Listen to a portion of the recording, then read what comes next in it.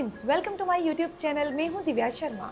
Video को start करते हैं, लेकिन उससे पहले मैं आपको कहना चाहती हूं, जो आप मेरी वीडियोस को इतना लाइक करते हैं, उन्हें पसंद करते हैं, उसके लिए आपको हृदय की गहराइयों से मुस्कुराहट के साथ विनम्रतापूर्वक धन्यवाद। आज मैं आपको बताने जा रही हूँ घुटनों के दर्द के बारे में। घुटनों का दर्द किन लोगों को ज़्यादा होता है? कुछ लोग ऐसे हैं जिनको उठने में बैठने में बहुत तकलीफ आती है घुटनों के दर्द के कारण। उनको डायबिटीज़ है या हार्ट पेशेंट है वो, और जब डॉक्टर के पास जाते हैं तो डॉक्टर उनको कहते हैं अपना वजन घटाइए, आप वॉक करिए, चलिए, लेकिन वो यही कहते हैं कि हम चलें कैसे, हमारे तो घुटनों में दर्द होता है। चाहे आपका वेट चाहे कितना भी ओवर है, कितने भी आप फैटी हैं, लेकिन आपके घुटनों का दर्द ठीक हो सकता है। आपके घुटने दोबारा नए जैसे हो सकते हैं अगर आप मेरी ये वीडियो देख रहे हैं। तो अगर इस ट्रीटमेंट को अगर आप फॉलो करते हैं, इसमें बताई गई सावधानियों को अगर आप फॉलो करते हैं, तो वो दिन दूर नहीं है कि जब आप ये कहेंगे कि मेरे घुटने अब पहले जैसे हो चुके हैं, मैंने चेंज नहीं करवाए, बदलवाए नहीं है, लेकिन अब वो बिल्कुल ठीक है। तो उसके लिए आपको इस वीडियो को सुनना होगा और इसे अमल करना होगा, यानी फॉलो करना होगा। आपको एक और जानकारी देनी है कि मैं 27 दिसंबर को रविवार वाले दिन शाम को 7:15 बजे लाइव आ रही हूँ। आपके जो भी सवाल हो आप कॉपी पर नोट कर लीजिए। तो आपने क्या करना है, सबसे पहले आपको एक चीज़ बता दूं कि इस वीडियो में मैं कवर करूंगी कि आखिर किन कारणों से घुटनों का दर्द होता है, इसके लक्षण क्या हैं। बहुत सारे लोगों को ये होगा कि लक्षण क्या होंगे, घुटनों में दर्द होगा। नहीं, लक्षणों को भी जानना जरूरी है। उसे अकेला घुटनों का दर्द आप नहीं समझिए। इसके अलावा इस वीडियो में जानेंगे ट्रीटमेंट और सावधानियां, और आपने कौन से टेस्ट करवानी है अगर आपके घुटनों में दर्द है, ताकि आपको पता चले कि आखिर वो दर्द किन कारणों से हो रहा है। तो सबसे पहले आपको बता दूं कि अगर आप 30 या 35 से ऊपर हो चुके हैं तो आपको सिक्योर होने की जरूरत है। 60 साल के बाद अगर कोई इंसान अपने घुटनों का चेकअप करवाता है तो एक्सरे में या फिर चेकअप में उनकी हड्डियों में, उनके घुटनों के अंदर ऑस्टियोआर्थराइटिस नहीं आता है, यानी कि घुटनों के दर्द की समस्या उनके अंदर हो चुकी है। तो आखिर ये किन कारणों से होती है, इसे कैसे दूर करें? तो आपको छोटी सी एक ऐसी चीज़ बताने जा रही हूँ जिससे आपको पता चल जाएगा कि आखिर घुटनों का दर्द किन लोगों को ज़्यादा होता है। फिर जानेंगे कि हमने इसका ट्रीटमेंट कैसे करना है। तो एक सेकेंड, एक चीज़ देखिएगा, हमारे जो घुटने होते हैं ना, वो 4 हड्डियों से मिलकर बने होते हैं। 4 हड्डियाँ होती हैं, 2 नहीं होती, 4 हड्डियों से मिलकर बने होते हैं। पहली और ऊपर वाली हड्डी को, यानी कि जो घुटना जो होता है ना, उसके ऊपर वाली हड्डी को फीमर कहते हैं। नीचे वाली एक हड्डी को टिबिया कहते हैं, तो दूसरी को फिबुला कहते हैं। और बीच में उनके एक चक्की बनी होती है, जिन्हें आम तो चक्की कहते हैं, लेकिन उसे मेडिकल भाषा में पैटिला कहते हैं। इस जो चक्की होती है ना, इसके अंदर एक फ्लूइड भरा होता है। इस चक्की के अंदर एक फ्लूइड भरा होता है जिसे साइनोवियल फ्लूइड कहते हैं।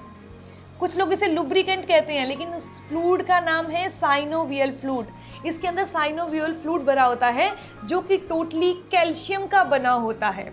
ये कैल्शियम का बना एक साइनोवियल फ्लूइड है, जिसे मेडिकल भाषा में कुशन भी कहा जाता है। इसे कुशन क्यों कहा जाता है तो ये भी बता दूं, क्योंकि ये जो साइनोवियल फ्लूइड है ना, ये इन तीनों हड्डियों के ऊपर एक जैसे शनील एक सॉफ्ट सा कपड़ा होता है ना, उस तरीके से चढ़ा होता है। इनके ऊपर एक कोटिंग चढ़ी होती है साइनोवियल फ्लूइड की, कैल्शियम से बने साइनोवियल फ्लूइड की एक कोटिंग इनके ऊपर चढ़ी होती है।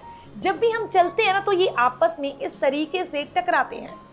इस तरीके से घुटना मुड़ता है धीरे धीरे, लेकिन जब मुड़ता है, अगर ये साइनोवियल फ्लूइड जो है पूरा है, उसमें कोई खराबी नहीं आई, हमारे कुशन नहीं घसे, तो कोई आवाज़ नहीं होगी, कोई दर्द नहीं होगा। लेकिन अगर ये साइनोवियल फ्लूइड जो है वो घस चुका है, ख़त्म हो चुका है, तो जैसे ही हमारे घुटने आपस में टकराते हैं तो दर्द होता है। तो इसी प्रॉब्लम को ऑस्टियोआर्थराइटिस नी कहते हैं, यानी कि साइनोवियल फ्लूइड के घसने को, ख़त्म होने को, कुशन के घटने को ही घुटनों का दर्द कहते हैं। तो अब जानते हैं कि ये किन कारणों से होता है। जब हमारे जो ये हड्डी है ना, ऊपर वाली हड्डी जो होती है, इसके ऊपर जो मसल चढ़ा होता है, मांस चढ़ा होता है, उसमें खिंचाव होने से भी घुटनों का दर्द होने लगता है। इसके अलावा इसके अंदर डिस्क भी बनी होती है।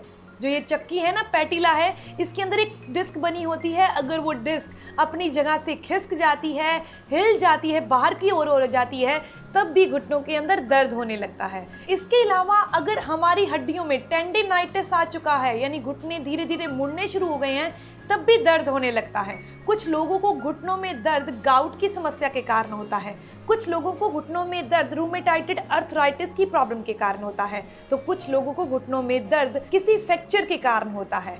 तो अब मैं आपको बताने जा रही हूँ घुटनों का दर्द आपका कैसा भी है, चाहे तो गाउट के कारण है, ऑस्टियोआर्थराइटिस नी के कारण है, टेंडेनाइटिस के कारण है या फ्रैक्चर हो चुका है, तो हम घुटनों के दर्द को कैसे ठीक कर सकते हैं। अगर आप सावधानियों को फॉलो करें, ट्रीटमेंट को फॉलो करें, तो 100% आपको घुटने बदलवाने नहीं पड़ेंगे। वीडियो में आगे चलते हैं, लेकिन आपको मैं कहना चाहती हूँ कि अगर आपको ये वीडियो अच्छी लग रही है तो आप इसे लाइक ज़रूर करिएगा, क्योंकि आपके लाइक से मेरा मोटिवेशन अप होता है। तो चलते हैं वीडियो में आगे। तो अब मैं आपको बताने जा रही हूँ घुटनों के दर्द के लक्षण क्या हैं। आपको ये बात मजाक लगेगी, लेकिन आपको बताऊंगी तो आपको असलियत भी लगेगी। अगर आपके घुटनों का दर्द रात को सोते टाइम ज़्यादा होता है तो ऑस्टियोआर्थराइटिस नी है, यानी आपके जो ये कुशन है ये घस चुका है। इसके अलावा अगर सर्दियों के दिनों में आपके घुटनों में दर्द ज़्यादा होता है तो भी ये कुशन घस चुका है। इसके अलावा अगर आप बैठे हैं तो आपको कोई दर्द नहीं हो रहा, लेकिन जैसे ही आप चलना शुरू करते हैं, खड़े होते हैं, यानी कि घुटनों को मूव करते हैं, तो दर्द होता है आपके घुटनों में, तब भी आपको ऑस्टियोआर्थराइटिस नी है, यानी कि ये कुशन जो है घस चुका है, ये फ्लूइड जो है अंदर का साइनोवियल फ्लूइड खत्म हो चुका है। इसके अलावा घुटनों में फ्लेक्सिबिलिटी खत्म हो चुकी होती है, उनमें स्वेलिंग आ जाती है, स्टिफनेस आ जाती है घुटनों में, तो ये घुटनों के दर्द यानी कि ऑस्टियोआर्थराइटिस नी के लक्षण हैं। तो अब मैं आपको बताने जा रही हूँ कि इसका ट्रीटमेंट आपने कैसे करना है। सबसे पहली चीज़ साइनोवियल फ्लूइड, यानी जिसे कुछ लोग ग्रीस कहते हैं, तो कुछ लोग इसे लुब्रिकेंट कहते हैं, कुछ लोग इसे कुशन कहते हैं, तो इसको दोबारा पैदा करना होगा ताकि हमें घुटने बदलवाने की नौबत नहीं आए। इसे पैदा करने के लिए और वापस अपने घुटनों को नया जैसा बनाने के लिए दो चीज़ें आपकी बॉडी में होनी बहुत ज़रूरी है। अगर इन दो चीज़ों की कमी है तो कभी भी घुटने सही नहीं हो सकते। इसके अलावा सावधानियां ज़रूर जान लीजिए, क्योंकि ट्रीटमेंट तब तक असर नहीं करेगा जब तक आप लापरवाही करते रहेंगे। तो वो दो चीज़ों की बात सबसे पहले करते हैं। पहला है कैल्शियम और दूसरा है विटामिन डी। कैल्शियम और विटामिन डी हमारी गाड़ी के दो पहिए हैं, घुटनों को ठीक करने के दो पहिए हैं। अगर एक पहिया खराब हो गया, यानी बॉडी में एक चीज़ की कमी हो गई, तो दूसरा पहिया नहीं चल सकता। दोनों का बैलेंस बनेगा तभी ये आराम से चलेंगे। तो इसीलिए आपको अपनी बॉडी में कैल्शियम प्लस विटामिन डी को पूरा रखना बहुत ज़रूरी है। विटामिन डी की कमी को पूरा करने के लिए आपको रोजाना की 15 मिनट की धूप ज़रूर लेनी है। 15 मिनट की धूप जब आप लेंगे तो उससे क्या होता है, जैसे ही आपकी बॉडी के ऊपर सूरज की किरणें पड़ती हैं, आपकी बॉडी पर जैसे ही सूरज की किरणें पड़ेंगी, हमारी स्किन के जस्ट नीचे कोलेस्ट्रॉल होता है, उस कोलेस्ट्रॉल से सूरज की किरणें टकराती हैं और विटामिन डी को पैदा करती हैं। इसीलिए विटामिन डी को पैदा करने के लिए आपको सूरज की धूप में ज़रूर जाना होगा। ये नहीं कि आप घर में बैठे हैं और सूरज की धूप तो आ ही रही है, हमारे अंदर रोशनी भी तो आ रही है, तो वैसे विटामिन डी नहीं मिलता। जब तक डायरेक्ट हमारी स्किन के ऊपर सूरज की किरणें नहीं पड़ेंगी, हमें विटामिन डी नहीं मिल सकता। अब बात करते हैं कुछ खाने वाली चीज़ें जिनमें विटामिन डी होता है। तो वो दो चीज़ें हैं, बहुत खास हैं। फर्स्ट है आलमंड यानी बादाम, और दूसरा है मशरूम। इसे आप अपनी डाइट में शामिल करिए, लेकिन ये नहीं कि मशरूम और बादाम ले लिए तो आपने धूप नहीं ली, धूप आपने ज़रूर लेनी है। दूसरी चीज़ की बात करते हैं, वो है कैल्शियम, यानी आप अपनी बॉडी में कैल्शियम की कमी को कैसे पूरा कर सकते हैं। दूध और दूध से बनी जितनी भी चीज़ें आती हैं वो आप अपनी डाइट में शामिल कीजिए। इनमें न केवल प्रोटीन होता है बल्कि अच्छी मात्रा में कैल्शियम होता है। इसके अलावा आप अपनी डाइट के अंदर तिल शामिल कीजिए। सफ़ेद कलर के जो तिल आते हैं, गर्मियाँ चल रही हैं, रात को आप सिर्फ 1 चम्मच तिल पानी में भिगो दीजिए और सुबह उन तिलों को पेस्ट बनाकर दूध में मिक्स करके पी लीजिए, या फिर ऐसे ही उन्हें चबाकर खा लीजिए और ऊपर से दूध पी लीजिए। ऐसा करने से कैल्शियम की कमी बॉडी में पूरी हो जाएगी। इसके अलावा आप रागी का सेवन भी कर सकते हैं। रागी में भी बहुत अच्छी मात्रा में कैल्शियम होता है। गुड़ और चने यानी भुने हुए चने और गुड़ का सेवन अगर आप एक साथ शाम के टाइम 4 से 5 बजे के बीच में करते हैं तो कैल्शियम की कमी और आयरन की कमी बॉडी में कभी नहीं हो सकती। अब बात की मैंने आपको ट्रीटमेंट की, मैं आपको कोई दवाई नहीं बता रही इस वीडियो में। ट्रीटमेंट के लिए कुछ ऐसे ही तरीकों को फॉलो करना होगा जिसके द्वारा आपकी बॉडी के अंदर कैल्शियम प्लस विटामिन डी की कमी पूरी हो सके, ताकि जो ये फ्लूइड है साइनोवियल फ्लूइड ये दोबारा बन जाए। जब आपके घुटने मुड़े तो आपको दर्द नहीं हो, यानी ऑस्टियोआर्थराइटिस नी की प्रॉब्लम दूर हो जाए। तो अब बात करते हैं कुछ सावधानियों की जो बहुत ज़रूरी है। सबसे पहली चीज़, जो लोग भी एक्सरसाइज नहीं करेंगे, वॉक नहीं करेंगे, वर्कआउट नहीं करेंगे, उनकी बॉडी जाम हो जाएगी। जैसे कोई लोहे की चीज़ होती है वो पड़ी रहती है तो उसमें जंग लग जाती है, उसी हिसाब से अगर हम अपनी बॉडी से मूवमेंट नहीं करवाएंगे तो उनके बीच के जो कार्टिलेज हैं यानी कुशन है, ये फ्लूइड है, ख़त्म हो जाएगा और घुटनों का दर्द आ जाएगा। इसके अलावा अपने वेट को कम कीजिए, क्योंकि हम जब चलते हैं तो हमारा सारा भार हमारे पैरों पर नहीं बल्कि हमारे घुटनों पर होता है, जो कि बहुत फ्लेक्सिबल हैं। हर फ्लेक्सिबल चीज़ का टूटने का और ख़राब होने का खतरा ज़्यादा होता है, इसीलिए अपने वेट को कम कीजिए ताकि घुटनों के ऊपर भी भार कम पड़े।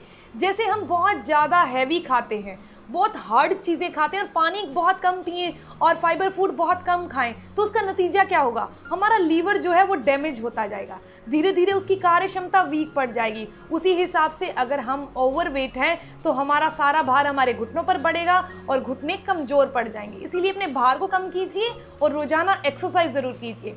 अगर आप पैदल नहीं चल पाते, आपका वेट ज़्यादा है, तो आप साइकिलिंग वाली एक्सरसाइज कीजिए। जब आप साइकिलिंग वाली एक्सरसाइज करेंगे मतलब क्या हुआ, आपके पैरों से आपकी टांगों से मूवमेंट हो रही है। मैं आपको बताने जा रही हूँ एक्सरसाइज कौन सी करनी है, लेकिन आप नेक्स्ट वीडियो यानी कल की वीडियो में पूरी एक्सरसाइज देखना जो अब मैं आपको करके बताऊंगी कि वो एक्सरसाइज घुटनों के लिए कौन। मैं आपको 7 ऐसी एक्सरसाइज बताऊंगी जो हर एक उम्र का इंसान कर सकता है, चाहे वो बहुत मोटा है चाहे पतला है। अगर आपके घुटनों में दर्द होता है तो उस एक्सरसाइज को दिन में 3 बार करिएगा, आपको रिजल्ट उसी टाइम मिल जाएगा। क्योंकि घुटनों का दर्द ये नहीं है कि परमानेंट हो गया तो हो गया, अब ये दूर होने वाला नहीं है, ऐसा नहीं है। तो इसीलिए आप एक्सरसाइज कीजिए, फिजियोथेरेपी लीजिए। इसके अलावा जैसे कि मैंने आपको बताया था, मैं आपको बताऊंगी कि आप कौन से चेकअप करवा लीजिए ताकि आपको पता लग जाए कि क्या आपके घुटनों के अंदर ये साइनोवियल फ्लूइड खत्म हो चुका है या नहीं, क्या ये सिर्फ जस्ट एक मसल पेन है या फिर आप किसी दिन बहुत ज़्यादा चल लिए थे तो दर्द हो रहा है। तो आप एक्सरे करवाइए, एक्सरे के अंदर ये शो हो जाता है कि ये साइनोवियल फ्लूइड खत्म हो चुका है या अभी है। इसके अलावा आप सिटी स्कैन करवा सकते हैं और आप MRI भी करवा सकते हैं। तो ये थी बहुत ही खास इन्फॉर्मेशन घुटनों के दर्द को ठीक करने के लिए हमें अपनी बॉडी में किन चीज़ों को पूरा करना है। अगर आपको ये इन्फॉर्मेशन अच्छी लगी तो आप लाइक ज़रूर करिएगा और अपने फ्रेंड्स के साथ ज़रूर शेयर करिएगा। अगर आप कुछ पूछना चाहते हैं तो अपने कमेंट्स के थ्रू ज़रूर पूछिए, आपके हर एक सवाल का जवाब ज़रूर दिया जाएगा। मिलते हैं नेक्स्ट वीडियो में, तब तक के लिए stay healthy, always be happy. Thank you for watching my video. Okay, bye.